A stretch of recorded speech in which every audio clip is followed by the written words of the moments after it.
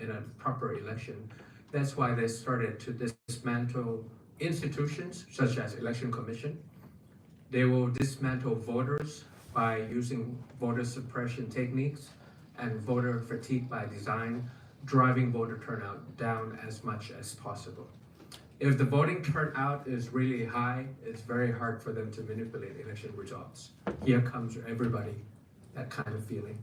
But if the voting turnout is like 50%, such as in the case of Britain, in case of Japan, in case of Thailand in January, it's pretty easy for you to organize your own group to come out to vote.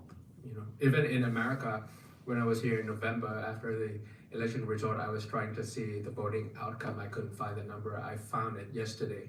5 million people didn't go to vote compared to Biden's time, because maybe they felt that the cost of going to election exceeds the benefit of going, and that's by design, such as amending the electoral rules, make sure that the ballot is really far, organize it on a Saturday so that laborers couldn't go. So all these are the things that, in Democrats, if we want to fight back, and if the Ash Center want to realize its mission on innovation and governance and the new playbook that we need to do, we need to really understand that these autocrats are really smart.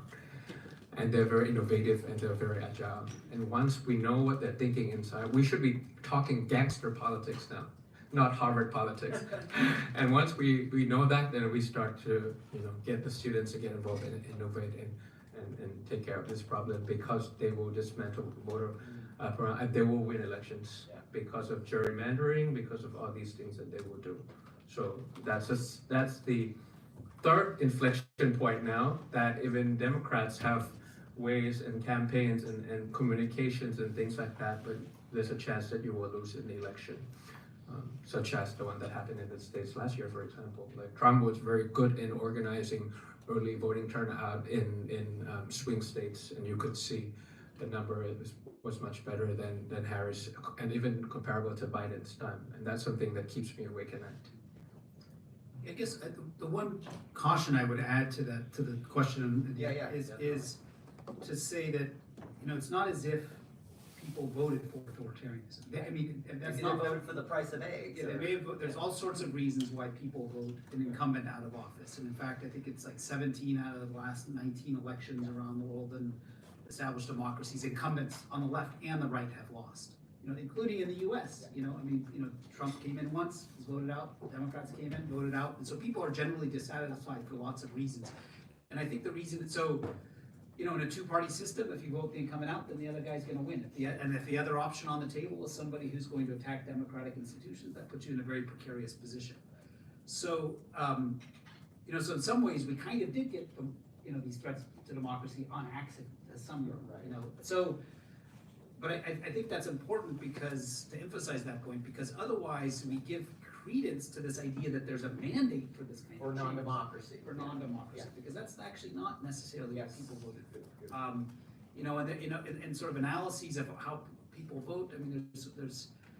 I've seen just recent studies in Europe where people vote for populist parties just because they're dissatisfied with the incumbents, not because they have authority.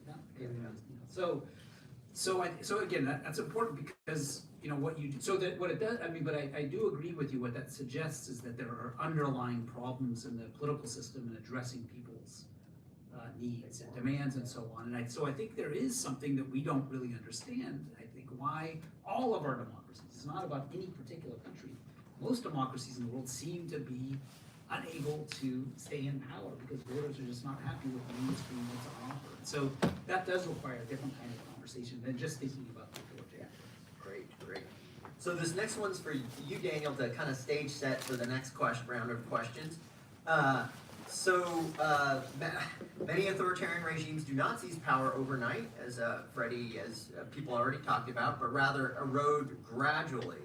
So, Daniel, kind of going back to the book, thinking your thoughts since then, what do you think are 3 or 4 of the most important common patterns across countries where democracy is eroding, perhaps eventually into authoritarianism? So what are 3, 4, 5 of the main flash points to look for? So I guess I'd begin with what is common among